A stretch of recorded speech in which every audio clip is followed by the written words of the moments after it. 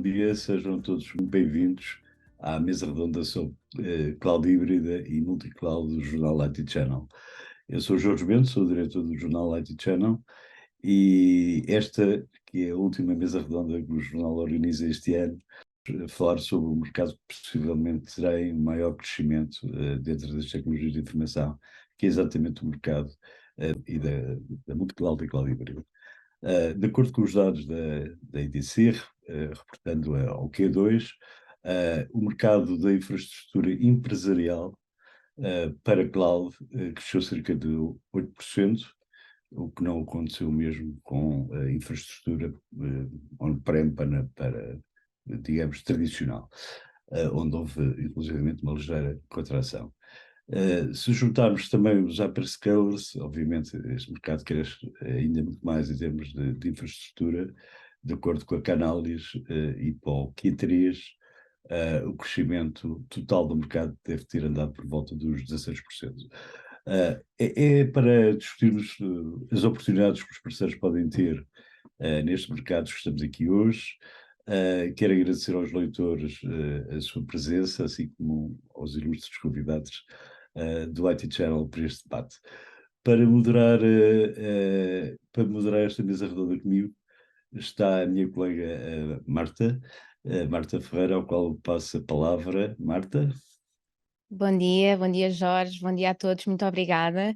Antes de avançarmos aqui propriamente para as questões do nosso live event de hoje, pedi apenas aqui vamos fazer aqui apenas uma pequena apresentação dos nossos palestrantes de hoje, começando por a ordem alfabética das empresas que estão aqui a acompanhar-nos hoje. Começamos pela Cisco com o Rui Antunes.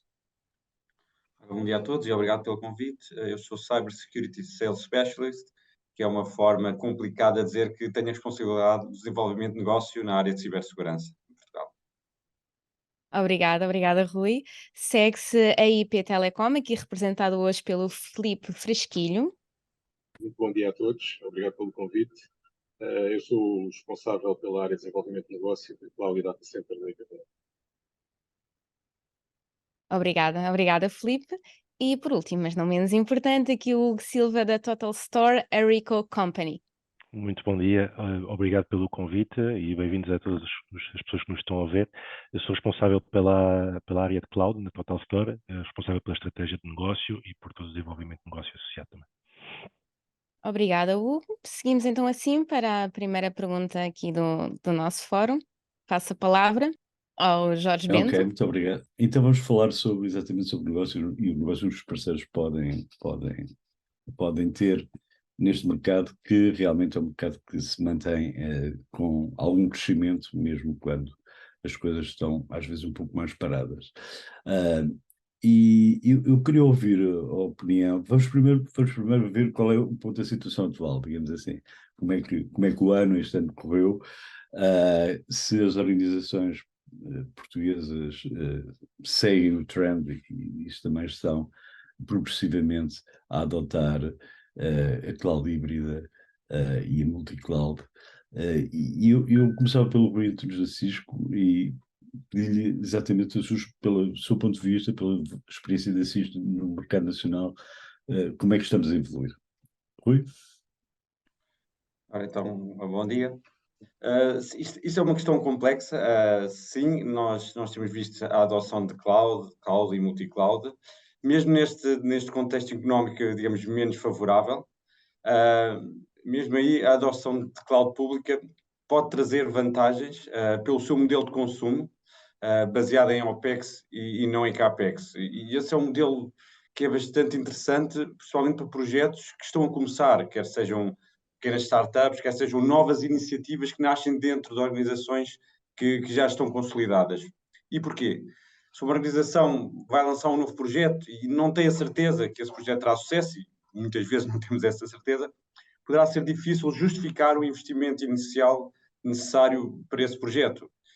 E em ambiente public cloud não é necessário fazer esse investimento inicial. Portanto, pode-se, com alguma facilidade, testar uma nova ideia, testar um novo serviço e pagando a utilização dos recursos de uma forma mais gradual.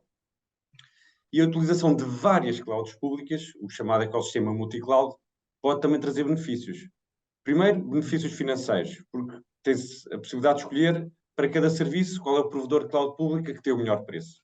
Mas também benefícios tecnológicos, porque há serviços que podem estar disponíveis ou estarem mais avançados numa determinada cloud pública e outros serviços estão mais avançados noutra cloud pública e, portanto, as organizações podem escolher qual é que é o melhor serviço para cada uma das suas aplicações. Mas por muito interessante que sejam os benefícios da cloud pública e do ambiente multi-cloud, a cloud privada, ou seja, os data centers próprios, continuam a ter um papel importante. Quer por motivos históricos, porque não é fácil de um momento para o outro passar tudo para a cloud pública, quer por motivos financeiros também, porque há aplicações que, ao não tirarem completo partido dos benefícios da cloud pública, podem representar depois um custo elevado a médio e a longo prazo quando são migradas para a cloud pública. E por isso penso que a cloud híbrida é uma realidade quase incontornável, mesmo para as organizações que adotaram o princípio de cloud first ou mesmo de cloud only. Muito bem. Muito obrigado, Rui. Eu pedi agora a perspectiva ao Hugo Silva, da Total Store, sobre como viu o panorama do mercado, do mercado português em relação à cloud. Hugo? Obrigado, Jorge. Relativamente à sua questão inicial, eu diria que sim, que acho que na prática estas soluções multi-cloud e híbridas, vamos dizer assim, são mais vantajosas e permitem ter um maior benefício de custo versus as funcionalidades que são apresentadas. E, claro, permitem também ter alguma flexibilidade e otimização em tempo real. Eu não tenho propriamente aqui dados do mercado português, mas tive a liberdade de recolher alguns dados do mercado internacional e sabemos que ao fim de alguns anos essa realidade reflete-se muito no nosso mercado, não é? E queria introduzir primeiro, antes de introduzir estes dados, queria só dizer uma frase, que acho que uma coisa é certa, a cloud veio para ficar, seja em que modelo for, seja nestes vários modelos que estamos a falar, ou até super cloud, que já se fala também em alguns fabricantes, não há dúvida nenhuma que não vamos fugir a este tema. Agora, se olharmos aqui para um estudo recente da Gartner, que se intitula The Future of Cloud Computing in 2027, From Technology to Business Innovation. A maioria das empresas vê ao dia de hoje a cloud como um disruptor tecnológico, ok? Ou seja, as clouds públicas, por exemplo, permitem-nos ter novas tecnologias e acesso a elas de uma forma mais rápida.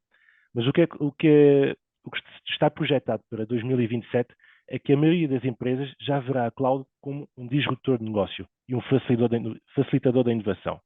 Isto é, uma forma muito mais rápida de conseguir chegar a soluções inovadoras, um pouco tal como o Rui estava a dizer, ou seja, com um custo inicial muito mais reduzido, ou muitas vezes sem qualquer custo, consigo, por exemplo, ter ferramentas de IA ou outras tecnologias que permitem acelerar muito o meu negócio. Neste mesmo estudo também, importa realçar que mais de 50% das empresas diziam que a computação em cloud é indispensável, ou tem um impacto tremendo. Contudo, já para 2027, prevê-se que seja 90% das empresas a indicar isso mesmo, ou seja, muito próximo dos 100%. Ok? E outro número também importante deste relatório, mais uma vez, e agora relativamente a 2026, é expectável também que o consumo de serviços em public cloud, e isto agora em dólares americanos, atinja cerca de $1 trilhão, ok? Que é um valor brutalíssimo. Sobre o tema da inovação ainda, se olharmos para outro estudo, também da Gartner, que questiona vários CEOs sobre novas tendências que irão ter maior impacto nas áreas de atuação, a sua maioria aponta para os temas da inteligência artificial, a melhor forma de consumir estes serviços através de soluções de public cloud. Okay? Mais uma vez, ligando àquilo que o Rui também estava a dizer, há coisas que nunca poderão ou dificilmente irão para clouds públicas, ok? Por questões de custos, por questões de obsolência também, ou seja, há que fazer toda essa análise, mas o tema cloud híbrida e public cloud, de certeza que vai continuar a crescer muito. E ainda por último, é estimado também, isto é relevante, que para 2027, cerca de 40% das expectativas multi-cloud das próprias empresas não serão atingidas. Isto porquê? Porque pelas impossibilidades que terão de migrar a alguns cenários, ok? Ou chegar a alguns objetivos finais, as organizações irão ficar pelo que estavam antes. Ok? e pronto. Muito bem. Não, e isso leva-nos também às dificuldades de implementação dessas soluções e das tecnologias que exportam, mas sobre esse tema vou passar à Marta agora para um novo tópico. Marta? Obrigada, Jorge. De facto, as empresas estão a procurar maneiras de integrar as suas infraestruturas locais com soluções de cloud da forma mais eficiente possível. E isso, por vezes, inclui a implementação das ferramentas e tecnologias de forma a também facilitar a comunicação e integração. Começava por perguntar ao Filipe Frasquilho, qual é o estado da arte neste domínio, neste momento? Bom, nós, neste caso, e focando um bocadinho em Portugal, já existe um conjunto de ferramentas disponíveis, globalmente, mas em Portugal também, que permitem que as entidades consigam fazer esse caminho de passar alguns workloads da parte do on-prem, e estou a falar do on-prem, não private cloud, para modelos private cloud ou cloud público. E isso ajuda bastante. No entanto, aquilo que é mais fundamental e que é importante as empresas terem é claramente uma estratégia de migração para a cloud. Muitas já o têm, mas uma boa parte das empresas ainda não o fez. E ao não fazer, vamos cair um bocadinho naquilo que já foi referido, que é vamos migrar tudo para a cloud porque vamos ter flexibilidade. Sim, sem dúvida nenhuma. A cloud traz muita flexibilidade, traz uma agilidade que outros modelos não têm, mas estamos a falar seja da cloud privada, seja da cloud híbrida, seja da multicloud. Todas elas trazem esses benefícios. Nós temos é que ter um plano estratégico bem definido e saber o que é que precisamos ou não precisamos de controlar. E isso é fundamental para as empresas. E já se tem assistido, infelizmente, muitas entidades que migraram tudo para a cloud e depois regrediram em algumas coisas, porque a partir daí começam a ter métricas relativamente, por exemplo, a custos, e os custos são superiores àquilo que existia. É normal, se as coisas não forem adaptadas ao modelo cloud, já foi aqui falado, eu já tinha referido isso também, se as coisas não forem preparadas e não forem adaptadas para tirar partido dos modelos cloud, tipicamente os custos vão aumentar. E toda essa componente tem que estar numa estratégia bem definida. Como é óbvio, quem é que define a estratégia tem que ser um negócio. O IT faz parte e é fundamental para ajudar o negócio a crescer, mas quem tem que definir essa estratégia é o negócio. Obrigada, Filipe. É curioso tocar nesse ponto, porque realmente o que se tem ouvido muito no mercado é que, de facto, não é pôr tudo na cloud, não é mover tudo para a cloud de forma quase cega, não é? Há que estudar e há que compreender o que vale a pena ou não e o que trará de benefício para o negócio. Gostaria também de ouvir o Rui Antunes aqui, a sua perspectiva também aqui por parte da Cisco, relativamente a este tema na atualidade. Penso que as infraestruturas locais e as clouds públicas são tradicionalmente abordadas de forma quase separada. Isso traz, de facto, complexidade na comunicação e na integração entre esses dois ambientes. E aqui a estratégia da Cisco passa por ter uma solução de comunicação e de segurança que é transversal às várias clouds públicas e à cloud privada. Uma solução que consegue abstrair as especificidades de cada ambiente e assim permite às organizações implementarem a comunicação e garantir os controles de segurança em todas essas infraestruturas. Ou seja, a solução que é implementada na infraestrutura local é igual à solução que é implementada sobre cada uma das clouds públicas e tudo configurado de uma forma centralizada e unificada. E assim disponibilizamos conectividade e a segurança aos utilizadores e às aplicações de forma transparente, independentemente da estrutura específica. Isto, e o que é que isto permite? Isto permite dar exatamente a mesma experiência aos utilizadores e dar exatamente as mesmas capacidades às equipas de IT em termos de comunicação e segurança. E o que é que se traz? É dessa forma que se consegue dar a flexibilidade às organizações de escolherem onde colocar as suas aplicações de acordo com aquilo que é o que melhor se adapta ao seu negócio. Dar essa flexibilidade, porque as coisas são muito voláteis e aquilo que hoje é verdade, amanhã pode ser mentira em termos de adoção de cloud, e dar essa flexibilidade às organizações é muito importante. Obrigada, Rui. Até porque temos aí um chamado monstrinho à porta, chamado inteligência artificial, que já não está à porta, já cá está bem dentro, na verdade. Passo agora a palavra ao Jorge para prosseguirmos para a próxima questão. Ok, Marta. O próximo tópico é sobre a razão porque estrategicamente parte das empresas mantém as suas descargas dentro de casa. Há até de alguma forma um movimento que foi pendular de ir para a cloud, e como aqui já foi dito, regressar novamente parcialmente ao on-prem, seja por razões de custos, como foi referido, mas também por razões de compliance, porque, e de risco também, não é? Ou de risco percebido por parte dos decisores em relação à valiosa informação que têm, pelo menos ao core da informação que dispõe.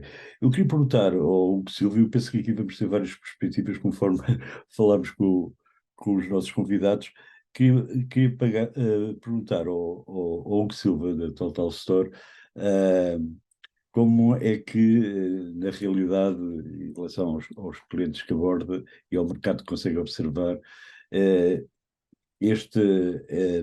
esta dualidade entre o on-prem ou cloud privada, o legacy ou cloud privada e as clouds públicas, que as empresas mantêm parte dos seus ativos dentro de casa, e como é que vê este movimento?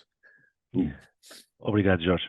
Eu acho que há aqui essencialmente dois grandes fatores para isto estar a acontecer. O primeiro deles tem a ver com a soberania dos dados, ou seja, a organização ter a certeza que os dados que está a armazenar, seja onde for, mais ninguém consegue aceder aos mesmos. E acho que o segundo ponto tem a ver com alguma má experiência que tenha ocorrido no passado.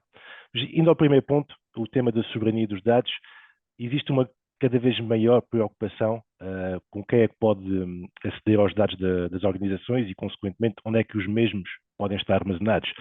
Falamos de GDPRs ou outro tipo de standards que existam no mercado e que nos levam a ter de garantir a localização dos dados. Não nos temos de esquecer aqui de um ponto importante, que é os hyperscalers, nomeadamente os três maiores, Microsoft, Azure, AWS e Google Cloud, são entidades americanas e que, apesar de terem os seus centros de dados em território europeu, ou seja, Espanha, Irlanda, França, por aí fora, eles estão são empresas americanas, então estão sobre o domínio judicial, vamos dizer assim, dos Estados Unidos. E há um conjunto de leis e diretrizes que eles têm, que é chamado US Cloud Act, que lhes permite, em determinadas situações, aceder aos dados das organizações, mesmo estando na Europa, mais uma vez. E logo aqui já estamos a ter uma brecha de segurança sobre os dados, o que tem levado muito a um crescimento significativo das chamadas clouds soberanas. Cada vez se fala mais deste tema das clouds soberanas. O que é que são clouds soberanas? São entidades 100% europeias ou até 100% portuguesas, e temos aqui uma aqui no painel, que fornecem algum tipo de serviço cloud, sejam serviços de computação, armazenamento de dados ou qualquer outro tipo de serviço, em território exclusivamente europeu. Okay? Já para não falar em território exclusivamente português. Desta forma, e ao abrigo das leis que temos a nível, ou diretrizes, muitas vezes são diretrizes que depois são transpostas para leis portuguesas, diretrizes europeias, estes não podem ser acedidos por nenhuma entidade além do proprietário dos mesmos, ou seja, além da própria organização. Este é um ponto muito importante e que tem feito crescer muito este tipo de clouds no nosso mercado. Okay? Relativamente ao segundo fator, relacionado com o tema de alguma má experiência no passado, o que eu pretendo aqui realçar é que possivelmente estas organizações estão a efetuar este movimento inverso, ou seja, já foram para uma cloud pública e agora estão a voltar para uma cloud privada ou até para um on-prem. Pode estar relacionado com alguma utilização ou alguma migração, algo que já foi falado aqui, que não correu muito bem, isto em termos financeiros ou em termos de desempenho da própria aplicação. E isto acabou por ter um impacto muito grande na organização. Isto pode estar, muitas vezes, claro, relacionado com uma estratégia incorreta na jornada para a cloud, vamos chamar assim, ou mesmo se verificarmos a montante todo este caminho, uma análise, e também pode ter ocorrido uma análise incorreta do próprio estado da arte da infraestrutura existente da organização. Isto porquê? Porque todo este processo exige que haja uma abordagem, vamos dizer, calma e precisa e concisa, verificando todos os componentes existentes da própria infraestrutura da organização ou da parte que o cliente deseja mover, por exemplo, uma cloud pública, e tentando, claro, sempre maximizar a eficiência desse tipo de workloads. Nunca deve ser tida como primeira opção a possibilidade de migrar as is tudo o que está de uma organização. Porque, neste caso, claramente que o resultado final vai ser desastroso a nível financeiro e vai fazer com que ou o cliente volte para trás para o on-prem ou para o cloud privada, ou o cliente não pense em migrar workloads futuros, ou não pense em criar mesmo workloads futuros numa cloud pública.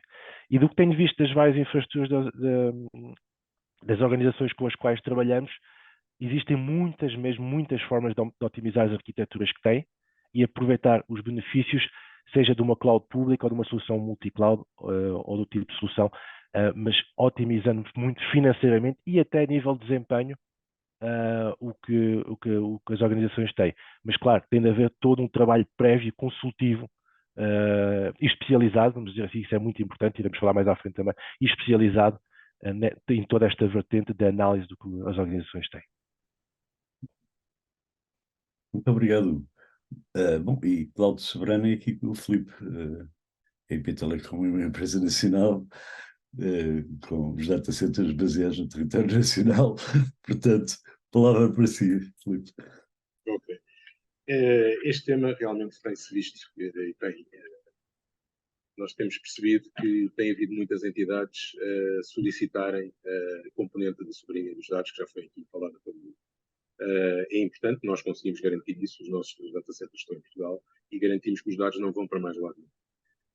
No entanto, para nós é muito importante perceber e tentar ajudar as entidades que querem fazer o caminho para a cloud em fazê-lo numa ótica de ter as coisas numa cloud privada, em que pode estar ou não, por exemplo, num data center do próprio cliente ou num data center alojado externo, e que depois, a partir daí, fazer uma ligação, e nós poderemos fazer isso, e temos feito isso com alguns clientes, ajudá-los a fazer uma migração para a cloud de alguns workloads, tendo o cliente no mesmo local, ou nos mesmos data centers, a componente física e a componente cloud.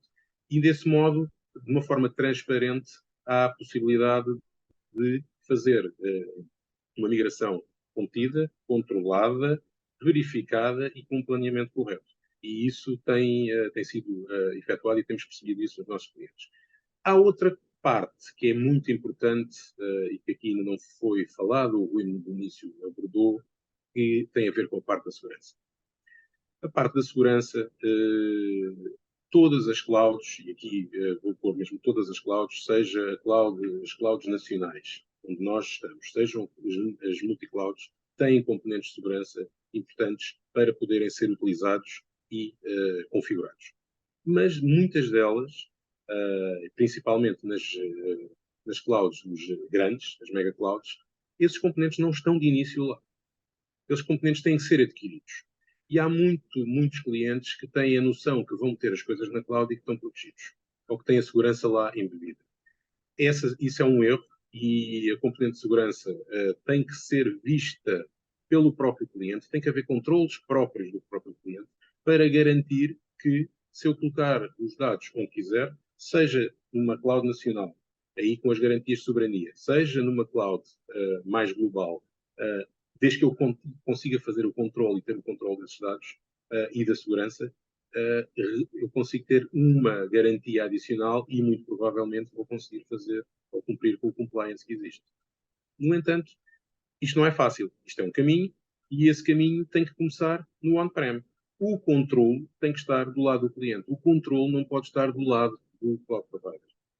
E, portanto, há que ajudar os clientes a fazer esse caminho, ou, se os clientes já o tiverem, integrar as ferramentas que temos disponíveis nesse controle e nesse plano que o cliente tem.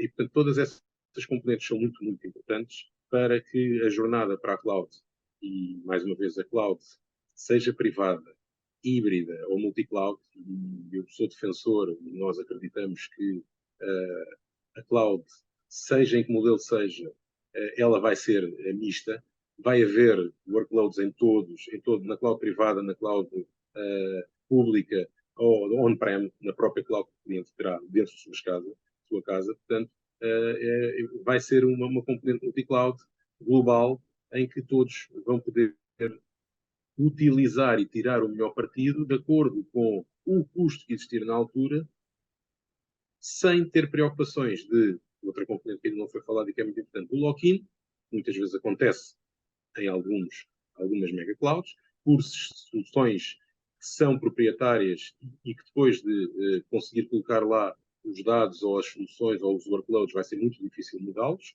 mas os clientes devem ter essa capacidade de poder movimentar os workloads de acordo com a melhor, quem lhe dá mais agilidade, mais flexibilidade e com um custo mais barato, com melhor performance. Ter isso em conta. E isso não é fácil. Muito obrigado, Filipe. Sim, abordou dois temas que nós vamos desenvolver um pouco mais à frente, tanto a parte da cibersegurança que vamos abordar no próximo tópico, como o tema do lock-in, que também vamos abordar um pouco mais à frente. Eu perguntava ao Rui Antunes a Cisco, para a Cisco, qualquer dos modelos está bem, porque tem capacidade de fornecer o on-prem e a cloud. Rui, como é que vê esta questão de soberania dos dados, do facto de alguns workloads terem regressado a casa, digamos assim? Rui? Há aqui vários fatores em jogo nesta decisão da migração de workloads para a cloud e do regresso a casa dessas workloads. E um deles é o fator regulatório. Ou seja, há organizações que estão sujeitas a regulamentação muito restrita relativamente ao local onde os dados são acedidos e armazenados, algo que já foi referido pelo Filipe Frasquilho e o Hugo Silva. E por causa dessas exigências regulatórias, por vezes a utilização de cloud pode não ser de todo viável ou exigir processos e tecnologias de tal forma exigentes que tornam a adoção de cloud demasiado complexa. E mesmo para as entidades que não são tão regulamentadas, o fator de segurança continua a ser fundamental. E as organizações sentem-se tipicamente mais confortáveis com as soluções de segurança que implementam na infraestrutura local, até porque já têm muita experiência com essas soluções, do que com as soluções de segurança que são disponibilizadas em cloud pública. E esse receio relativamente à segurança é certamente um obstáculo à adoção de cloud. E o terceiro grande fator, e que isto também já foi referido pelo Silva, é o fator financeiro. Porque muitas das aplicações que suportam atualmente o negócio das organizações não foram desenhadas para tirar partido dos benefícios da cloud, nomeadamente microserviços, serviços serverless, e a migração dessas aplicações para a cloud, sem qualquer tipo de alteração de reengenharia aplicacional, chamado lift and shift, pode representar a médio e a longo prazo um custo operacional muito elevado. E, portanto, são estes três fatores que, como também já foi referido, se não forem bem equacionados, podem fazer reverter o que é uma estratégia de migração para a cloud. Muito obrigado, Rui. O Rui estava-se a referir à crescente pressão regulatória. Eu também não sei exatamente qual é o impacto que o NIS 2 depois vai ter. Eu sei que ele se vai aplicar a muito mais empresas do que aquelas que tipicamente o NIS 1 obrigava, mas sobre isso, exatamente, temos agora a oportunidade, Marta, de falar um pouco da parte, exclusivamente da parte de cibersegurança. Sim, já foi aqui um tema aqui abordado pelo menos pelo Filipe e pelo Rui. De facto, a cibersegurança, se hoje é fundamental, cada vez mais fundamental no mundo do IT, a cloud não é exceção, aliás, é um dos componentes, dos pontos onde é essencial proteger, de forma também a que a transformação digital das organizações decorra da forma mais correta e mais segura possível. Voltava aqui ao Rui Antunes, que respondeu precisamente agora, e também sendo aqui um bocadinho da área sendo um bocadinho não, totalmente aqui da área da cibersegurança, como é que as empresas, já falou aqui um pouco, mas se calhar aqui aprofundarmos, como é que as empresas estão neste momento a encarar esta componente da cibersegurança, também de certa forma aqui a haver um despertar não só de quem vende as soluções, mas principalmente de quem as quer adquirir, e qual é o ponto de partida aqui comum para estes investimentos nesta área e também aqui esta necessidade de acenar, por assim dizer, às administrações para esta importância da segurança na cloud? De facto, a cibersegurança na cloud é efetivamente crucial, mas não é raro depararmos com organizações que começaram a adotar serviços na cloud, mas sem uma estratégia bem definida em termos de cibersegurança. e só quando tomaram consciência do quanto esses serviços que foram colocados em cloud se tornaram críticos para o seu negócio, é que focaram a sua atenção nessa área. Eu penso que o ponto de partida da estratégia de cibersegurança é uma decisão estruturante de escolher entre utilizar as soluções de segurança de cada provedor de cloud, e que são diferentes entre si e diferentes das soluções de segurança tipicamente utilizadas na infraestrutura local, ou em alternativa escolher uma solução de segurança que seja transversal, uma solução que se aplique de forma consolidada e transversal às políticas de segurança, a trazer as políticas de segurança a todas as aplicações, independentemente de onde estas residam, se num data center local ou se numa ou várias clouds públicas. E vemos que a utilização das soluções de segurança de cada provedor de cloud tem pelo menos duas vantagens. Uma delas é a necessidade da equipa de segurança ter de adquirir conhecimento em cada uma das soluções, em cada uma das clouds. Isto faz com que, por vezes, uma organização tenha várias clouds públicas, para além da infraestrutura local, acaba por ter várias equipas de segurança. Portanto, uma equipa especializada para cada cloud pública, para além da equipa de cibersegurança para a infraestrutura local. E outra desvantagem é a dificuldade na mobilidade das aplicações entre clouds. Ou seja, se quisermos passar uma aplicação de uma cloud para outra cloud, é necessário refazer toda a política de segurança que estava associada a essa aplicação. Portanto, eventualmente, a utilização de uma solução que abrange todas as clouds públicas e a infraestrutura local pode eliminar essas vantagens, ou seja, ter uma equipa que só precisa conhecer uma plataforma de segurança, e o que permite otimizar o trabalho da equipa e, de certa forma, otimizar a dimensão dessa equipa. E todos nós sabemos que, hoje em dia, os recursos humanos são recursos escassos. E também, ao termos políticas implementadas de forma agnóstica à infraestrutura, seja a local ou de cloud pública, permite facilitar, então, a mobilidade das aplicações entre clouds ou entre a cloud pública e a infraestrutura local.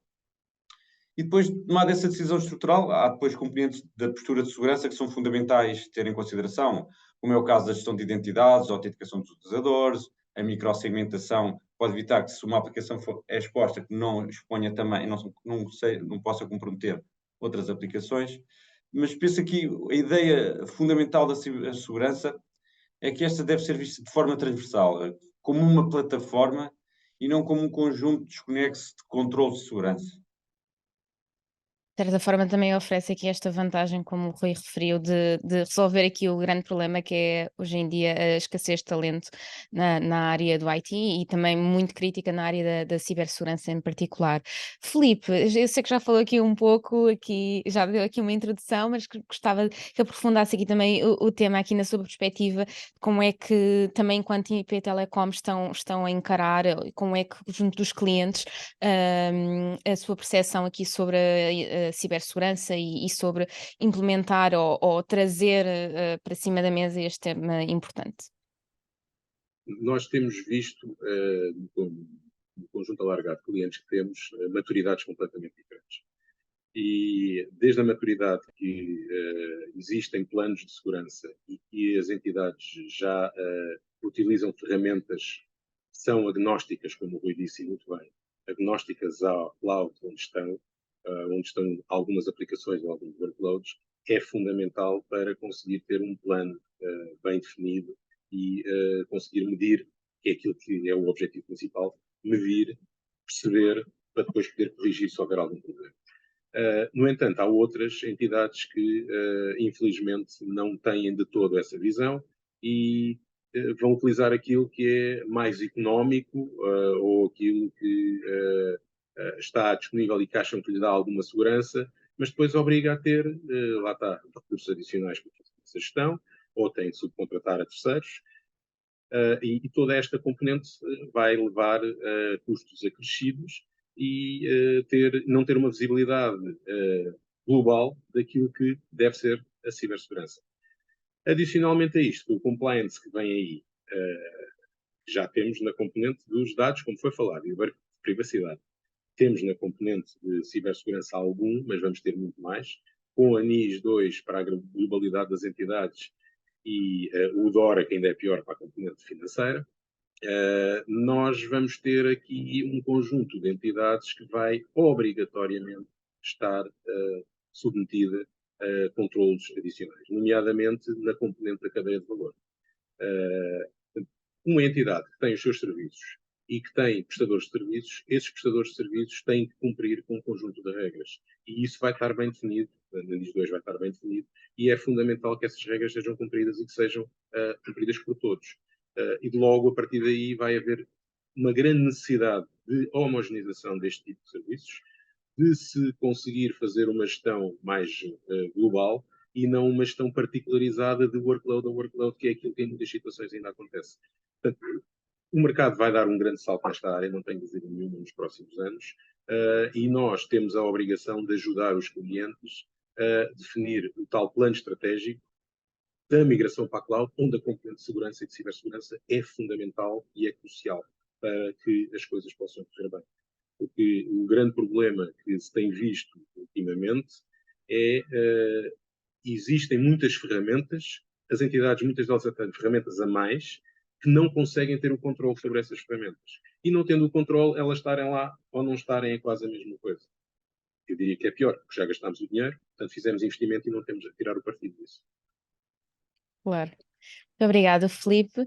Hugo, aqui como Cloud Leader também, como é que perspectiva aqui o lado da Total Store, como é que se posicionam também junto dos clientes, como é que direcionam esta questão da cibersegurança e estas preocupações que acredito que sejam crescentes também por parte dos clientes? Claro que sim, obrigado, Marta.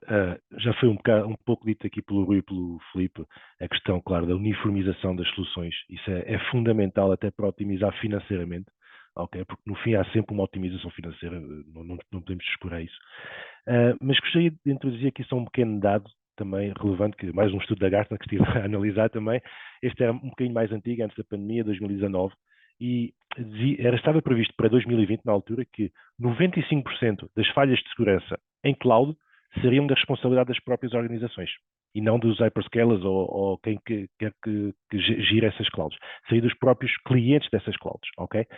Agora, isto é em 2020. Imaginamos que veio a pandemia e sabemos o que é que aconteceu na pandemia, ou seja, muitas organizações, pela necessidade extrema de colocar pessoas a trabalhar em teletrabalho, descuraram muitas vezes os temas da segurança e sofreram com isso, e sofreram perdas gigantes com isso e ataques significativos.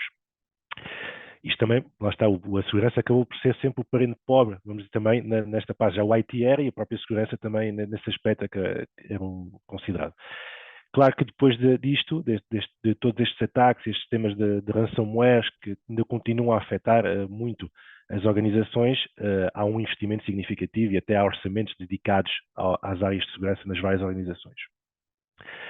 Isto porquê? Porque o tema de cibersegurança, claro, é um pilar de qualquer uma das organizações e ninguém, mais uma vez voltando ao tema dos ataques, quer ver os seus dados na internet ou quer conseguir, não quer ficar sem operar ou laborar e ter muitos prejuízos associados a isso.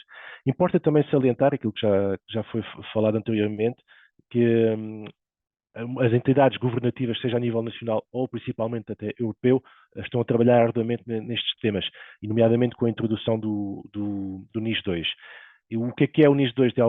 Pronto, para quem não está a par, são um conjunto de diretrizes, vamos dizer assim, que irão servir de baseline em termos de cibersegurança às várias organizações. E os próprios governos nacionais ou entidades nacionais de cibersegurança terão de transpor estas diretrizes para legislação nacional. Okay?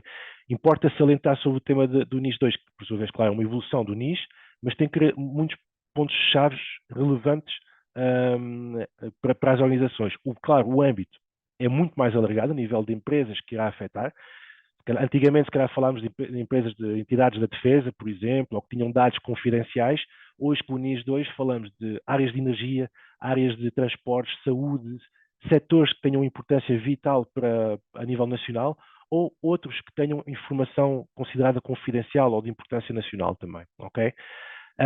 Estas entidades que serão abrangidas serão obrigadas a adotar medidas adequadas para gerir os próprios riscos de segurança, seja a nível das redes de comunicações, sejam internas ou entre clouds, claro, e os próprios sistemas, estejam eles onde estiverem, ok? Haverá uma obrigação de notificar as autoridades competentes sobre qualquer incidente que exista Eu creio que já existe alguma forma isso ao dia de hoje, mas aqui quem não o fizer terá multas ou contraordenações significativas, ok? Haverá, claro, também, supostamente, uma supervisão a nível nacional, ok? Que terão entidades de supervisão que terão de garantir que, efetivamente, as leis, as diretrizes estão a ser aplicadas, ok? Haverá uma colaboração, uma cooperação entre os vários Estados-membros da União Europeia a esse nível também, alguma troca de informação, alguma troca do que é que está a ser feito em determinados países, do que é que está a ser feito melhor, o que é que está a ser feito pior, tentar otimizar isso nos vários países também. Com toda a componente de multas também que falei, claro que terá de haver também do lado das organizações uma monitorização contínua sobre o que é que está a acontecer a nível de cibersegurança nas suas empresas. Muitas delas já têm isso ao dia de hoje, é verdade, mas aqui será de uma forma obrigatória, ok? E terão de realizar também testes de pen testing ou testes de penetração às suas infraestruturas de uma forma regular para garantir que estão a responder adequadamente a uma situação de emergência. E por fim, também, claro que terão de ter um plano adequado de resposta a incidentes de cibersegurança. Isso é fundamental e será obrigatório para muitas entidades dos várias áreas que falei anteriormente. Acima de tudo, deveria de prevalecer a prevenção, a mitigação e não deixarmos que o mal entre dentro das empresas. Mas creio que ao dia de hoje, desculpa então pela Marta, mas creio que ao dia de hoje as entidades estão muito mais alertas e sobretudo também devido à pandemia, o que aconteceu na pandemia, claro. Sobre estas situações e então trabalham muito mais para melhorar este tipo de situação e resolver problemas que possam ter claro. a nível de cibersegurança. Sem dúvida, daqui a um ano provavelmente, se falarmos novamente, o cenário já será, esperemos nós, diferente para melhor. Exatamente. Passo a palavra então agora ao Jorge para prosseguirmos aqui com o nosso live event. Obrigado, Marta. Nós agora vamos falar um pouco sobre como é que as clouds, a cloud híbrida, a multicloud, a cloud pública, podem ajudar na flexibilização do negócio. Penso que sempre existiu, pelo menos desde que eu me lembro, sempre existiu alguma fricção entre a área de negócio e a área da IT, exatamente pela rapidez, pela flexibilização, pelas alterações que o negócio precisa de correr atrás e por vezes o IT demora a responder.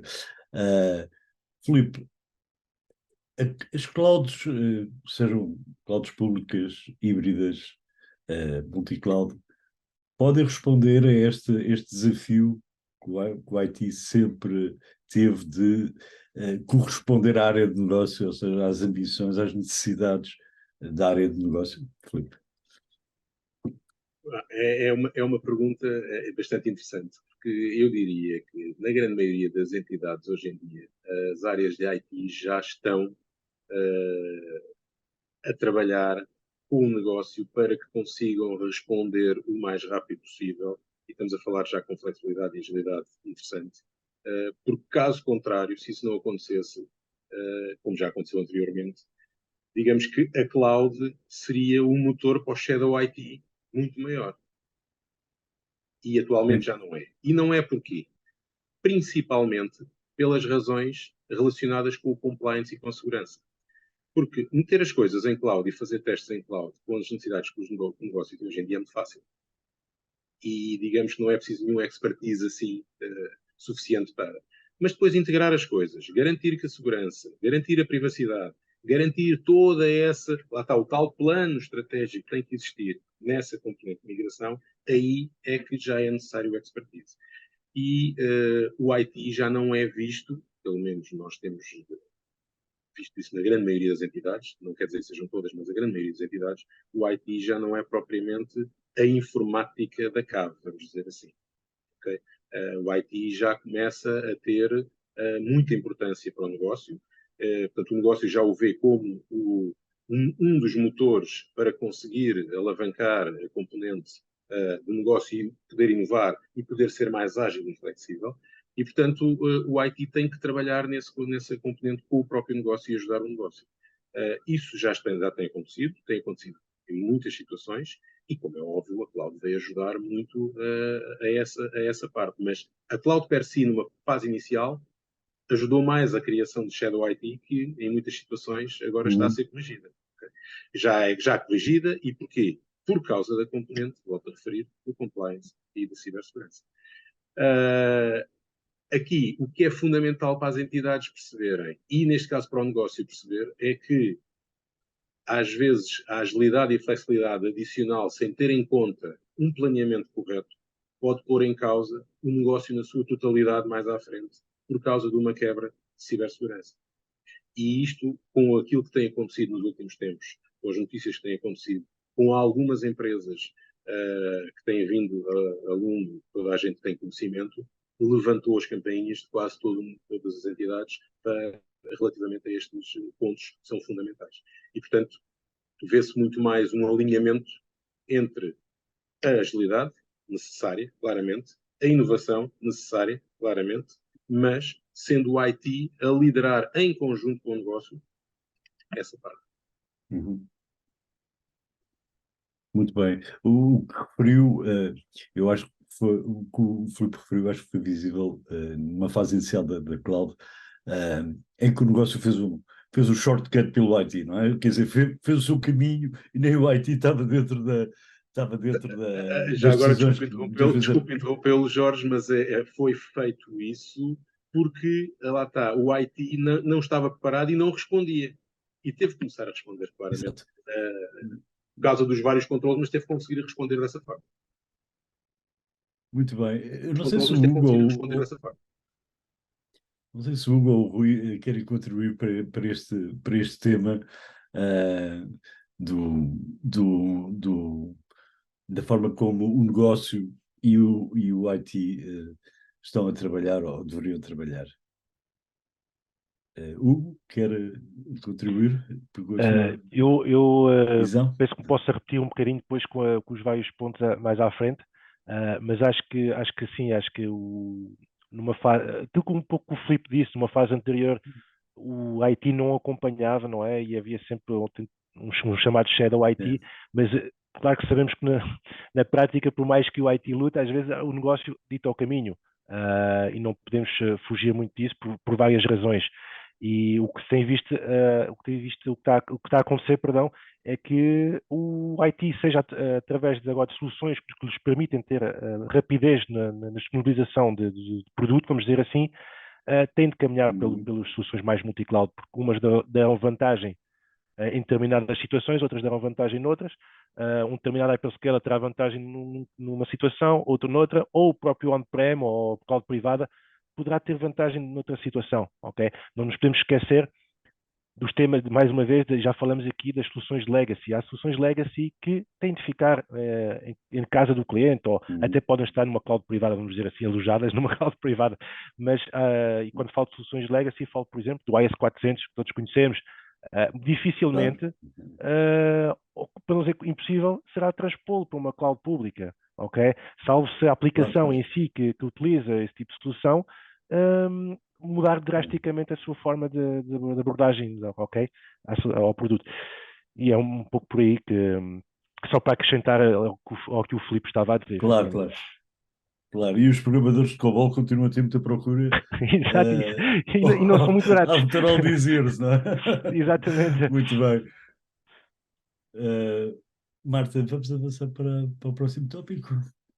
Vamos sim, Jorge, e vamos falar de algo que também já foi aqui referido, nomeadamente o risco de lock-in, que é apenas um dos desafios que os parceiros enfrentam, para além da gestão eficiente dos custos, que também já falámos aqui, nestes ambientes complexos de multi-cloud, e também questões relacionadas com a própria atualização ou a descontinuidade das aplicações por parte dos fornecedores. Começava por perguntar precisamente ao Hugo, quais são as estratégias que existem de forma a podermos simplificar, poder simplificar esta gestão e esta otimização dos custos e fazer frente a estes desafios colocados aos parceiros?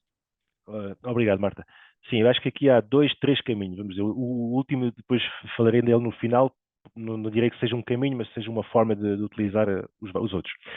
Eu acho que aqui há duas estratégias que podemos abordar. Primeiro, o tema das soluções de FinOps, sem dúvida. Soluções de FinOps e que, por sua vez, também, de alguma forma, consigam gerir o tema multi-cloud.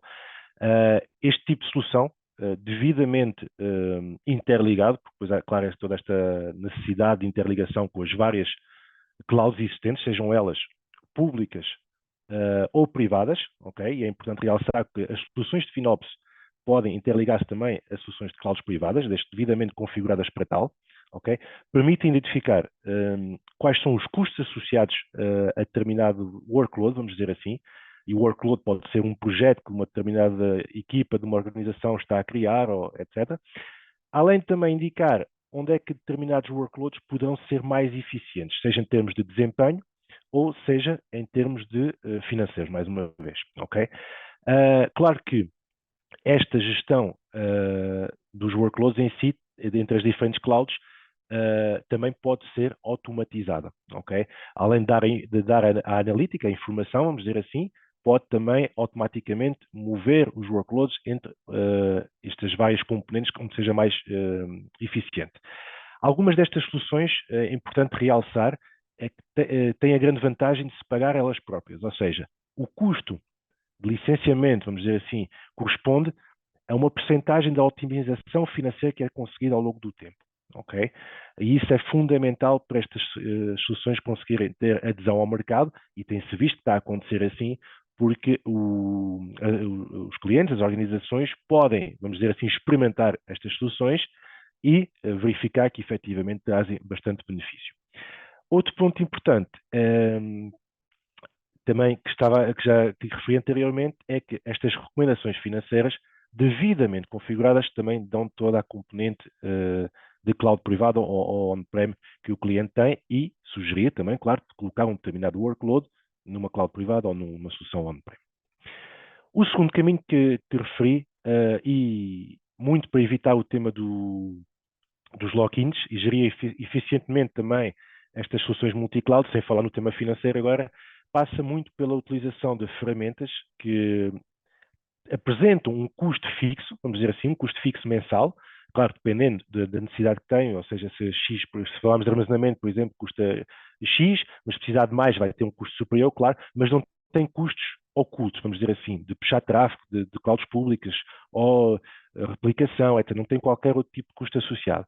E o cliente sabe à partida, o que é muito importante para não acontecer o que já falamos anteriormente, de ver movimentações de workloads para uma determinada cloud pública, por exemplo, e depois voltar atrás, sabe à partida qual o custo que vai ter no fim do mês e sem ter qualquer preocupação adicional. Isto permite também garantir otimizações em termos de clouds, por exemplo, ou seja, perceber de uma forma totalmente abstrata para o cliente onde é que faz sentido colocar determinados workloads e que preço é que vai ter no final, ok? E ter esta camada de abstração para o cliente. Por exemplo, só aqui um exemplo muito concreto, existem soluções de armazenamento distribuído, ok? Quando digo distribuído é entre várias clouds, pode ser clouds privadas, clouds públicas, onde o utilizador da organização em questão trabalha com a mesma como se fosse um tipo um Dropbox, ou seja, tem uma pasta sincronizada no seu computador, ou pode estar num servidor, o que for, e vai colocando lá os dados. Por trás, o que está a acontecer é que os processos estão a ser distribuídos e replicados entre várias clouds, sem que o próprio utilizador, a organização, o IT se aperceba disso, ok? É claro que a própria organização tem liberdade para escolher onde é que quer estes dados, e perceber qual é o impacto destas escolhas também. Estas soluções que respondem diretamente à questão evitam, claro, os temas de lock-in, porque não estou dependente de uma única localização de cloud e a qualquer momento também posso retirar os dados dessa cloud e colocar no outro lado, ok? E também, claro, não se pode descurar o tema da segurança e realçar o tema da imutabilidade dos dados, okay? Para evitar situações de ataques de ransomware. Por último, não menos importante, sobretudo para o tema da gestão de ambientes complexos em multi-cloud, é o tema de utilizar automação para estes cenários, nomeadamente soluções de infrastructure as a code, ou no-code, ou este tipo de soluções que hoje está muito em voga, estes termos, não é? Mas permitem, e claro, que há uma necessidade de configuração inicial, que pode ser um parceiro que o faça, por exemplo, tenha a especialização para isso, claro, mas depois permite que o cliente esteja abstraído de toda a complexidade de fazer toda a gestão, vamos dizer assim, dos vários componentes onde eles estiverem.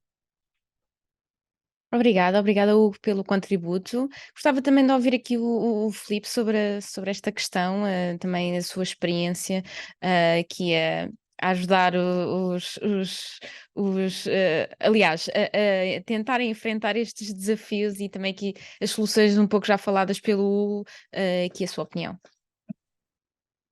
Existem dois fatores, já foram aqui abordados pelo Hugo, mas eu vou tentar ir um bocadinho mais fundo. Tem a ver o primeiro tem a ver com o componente da previsibilidade.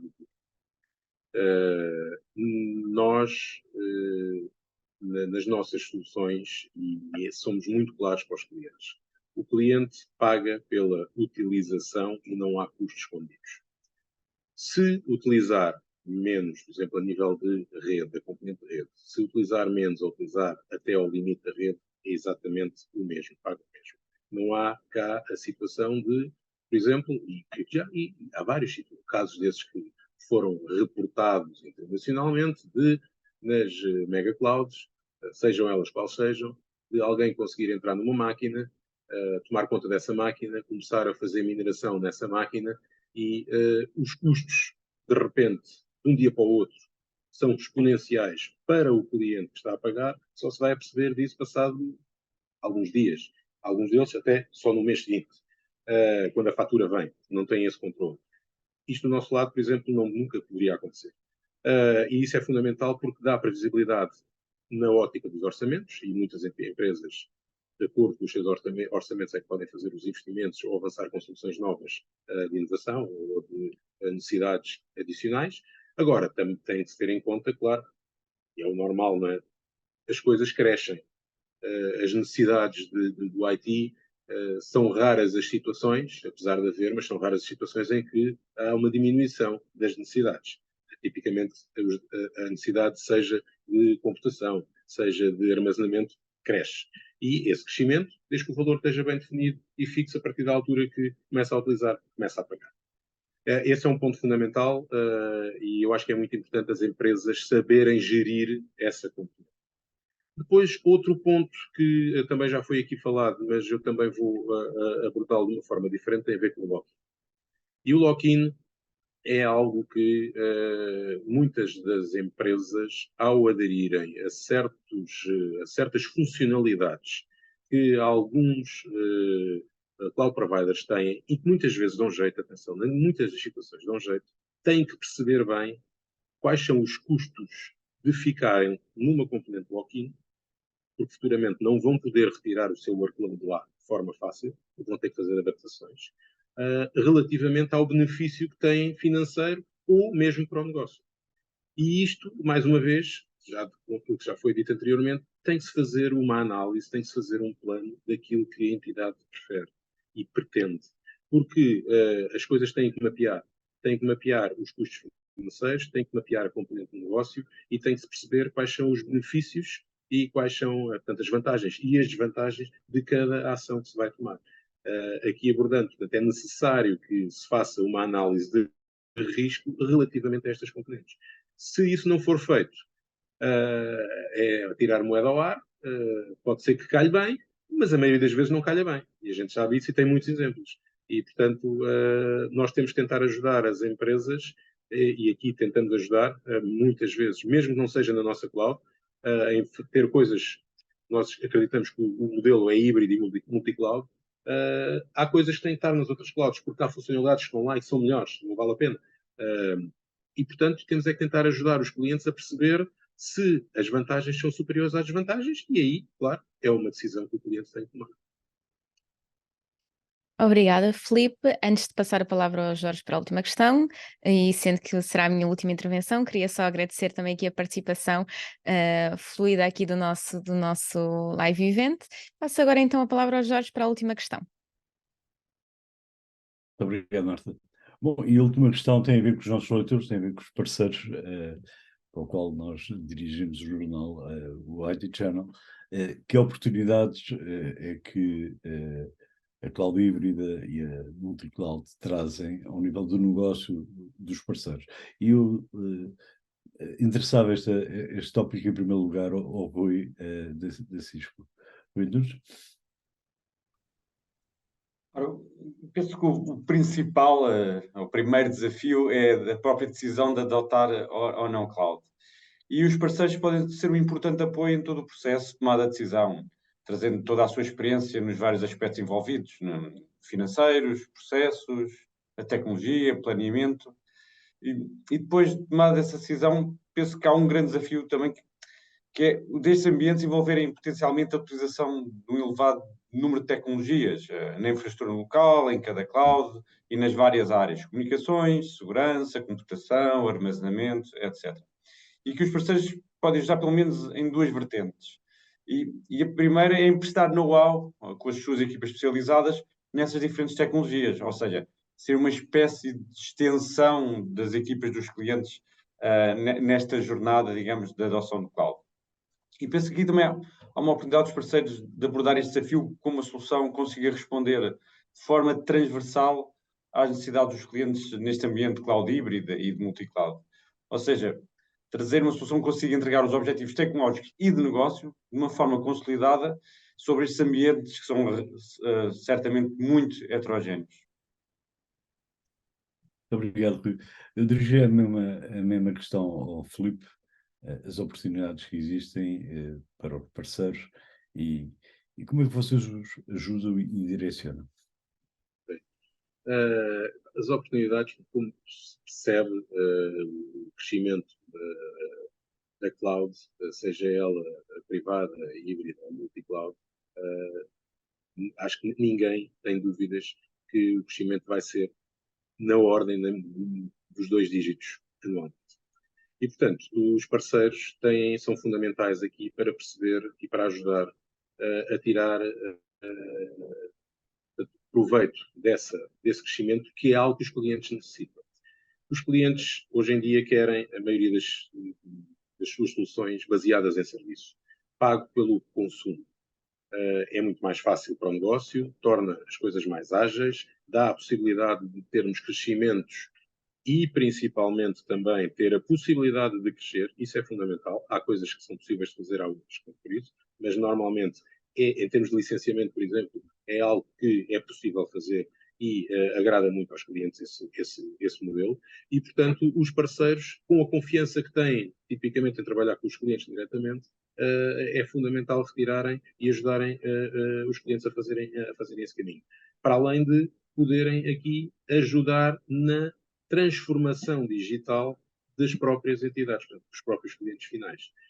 Porque é algo que é importante dotar, e nós ajudamos os nossos parceiros nisso, clientes finais também, a dizer a tal situação, não vamos migrar para a cloud as is, vamos aproveitar para fazer uma transformação a nível do workload que existe para se realmente tirar benefícios. Porque se não tirarmos esses benefícios, nós muito provavelmente, que é aquilo que aconteceu em muitas situações, vamos ter um custo acrescido. E se temos um custo acrescido, não é algo que é bom para o negócio. Se não é algo que é bom para o negócio, mais cedo ou mais tarde alguém vai chamar a atenção e, olha, vamos olhar para outra solução, vamos trazer para dentro de casa novamente. E isso não faz sentido. E, a cloud tem muitas vantagens, já se percebeu que tem mais vantagens do que desvantagens, senão não tinha a adesão que tem, e, portanto, há que ajudar os parceiros e os parceiros ajudarem os clientes a fazer esse caminho. É aquilo que nós temos tentado fazer, com várias soluções, sejam elas na ótica do IASPER e do PAS, o SaaS, ou o CHAS, não é? Everything as a Service, como costuma dizer hoje em dia, e isso é possível fazer. Portanto, se a gente reparar, as empresas, a grande maioria das empresas hoje em dia, e já dá bastante tempo que o faz, alterou o modelo de utilização dos carros para o renting. Porquê? Para deixar de se preocupar com as manutenções e ter aqueles ativos do lado delas. É o que está a acontecer com o IT. E é isso que faz sentido. Portanto, eu tenho quem me gera as aplicações, tenho o negócio a necessitar da gestão dos workloads e das aplicações, as outras componentes não são o meu negócio. Se não são o meu negócio, eu vou deixar para alguém que saiba gerir melhor, tirando daí os proveitos desse know-how que existe com essas entidades. Muito interessante.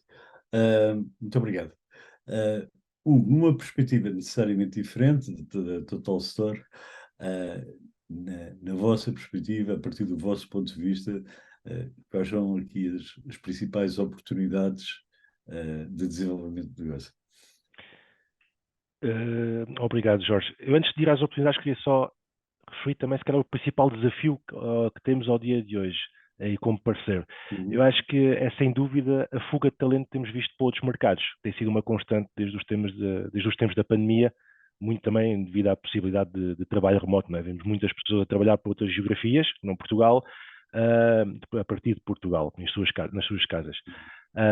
Estas pessoas vão para onde? Vão para fabricantes, vão para outros integradores a nível europeu, onde a principal dificuldade que nós temos, sinceramente, e creio que muitos partilham isto aqui, é a dificuldade financeira de acompanhar ofertas que estas pessoas recebam de outras entidades de outros países. Contudo, também há o outro lado da medalha, que é esta situação é ligeiramente atenuada, é verdade, pela vinda de muitos cidadãos também do Brasil, por acaso, tem acontecido muito, a virem para Portugal à procura de melhores condições, é verdade, e que são pessoas com muitas capacidades técnicas também, com muita formação, ou mesmo muita experiência profissional em fabricantes também no Brasil, e que efetivamente vêm para Portugal à procura de melhores condições e temos conseguido trabalhar muito bem também com eles e com entidades de recrutamento que estão a trabalhar diretamente com o Brasil, ok? E este movimento, efetivamente, desde a pandemia, também se calhar muito também devido a questões políticas do Brasil, não é?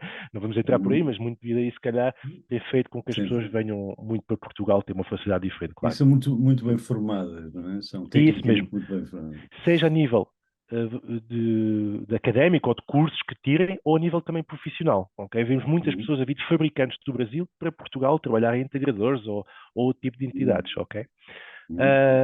E claro, para estar neste mercado de clouds híbridas e multiclouds, indo um pouco também ao encontro do que o Rui e o Filipe disseram, temos de ter pessoas especializadas nestas várias tecnologias e vários fabricantes. Não há dúvida nenhuma, para conseguirmos apoiar os clientes e garantirmos um serviço de excelência. Falando concretamente do caso da Total Store, nós somos reconhecidos pela excelência no nosso serviço, nas áreas que já trabalhamos há muito tempo, e isso é a nossa forma de estar, ou seja, sinceramente, tem sido muito complicado também contratar pessoas com este elevado know-how. E esta especialização, um pouco atenuada pelo aquilo que eu estava a dizer dos cidadãos do Brasil que têm vindo. Mas também é necessário que as várias pessoas que trabalham nestas áreas tecnológicas estejam em constante atualização tecnológica, porque o mercado evolui muito rapidamente, muito mais rapidamente do que evoluía, e não, sem desprimor das soluções tradicionais, claro, vamos dizer assim, on-prem, mas evolui muito mais rapidamente nesse aspecto, seja a nível de desenvolvimento de aplicações, seja a nível de desenvolvimento de soluções em clouds públicas, seja a nível de integração disto tudo, soluções que integrem a parte de FinOps, a parte de gestão, a parte de automação, isso tudo exige muito know-how e exige que seja adquirido de uma forma muito rápida e constante, ok? Indo ao tema das oportunidades, eu acho que existem muitas, tal como o Filipe e o Rui já disseram, para os parceiros, para os integradores de serviços, ok? Mas aqui, para mim, importa é realçar o tema de focar-se claramente no que é pretendido e não dispersar para todo lado, ou fazemos tudo um pouco e fazemos clouds públicas, todas as clouds públicas e fazemos clouds... Não, assim, o resultado final será muito, muito complicado, na minha opinião. É fundamental perceber que deve haver uma separação e um foco específico para a área de cloud, isso é um ponto essencial, diferente do que existe na área do data center tradicional, vamos dizer assim. Porquê? Muito porque a forma de abordar um cliente é diferente, ok? Muitas vezes o próprio interlocutor do lado do cliente é diferente, ok? É verdade que ainda acontece, uma pequena percentagem é o responsável se calhar da área da IT, mas muitas vezes já envolve o responsável da área aplicacional, o responsável da área de DevOps. E então a abordagem tem de ser completamente diferente e não podemos falar do bit e do byte, vamos dizer assim, do armazenamento ou da computação ou assim. E basicamente é um pouco aí especializar muito o que se faz, focar, garantir que estamos focados em determinadas áreas e não tentarmos ir a todo lado, vamos dizer assim, e claro, trabalhar também muito com os parceiros e com os fabricantes. Mas, e por último, só para fechar aqui a minha intervenção, o ponto fundamental também falado pelo Filipe e pelo Rui, que os clientes confiem nos parceiros para fazer toda a parte da jornada, toda a parte do desenho, do acompanhamento, porque isso é fundamental para esta jornada para a cloud, seja ela qual for, mas para a cloud, vamos dizer globalmente para a cloud, seja bem sucedida e seja eficiente para o cliente final, seja em termos financeiros, seja em termos de desempenho, otimização, o que for. Muito obrigado, é sempre muito interessante ver a perspectiva do parceiro. Obrigado, Jorge. E muito obrigado a todos.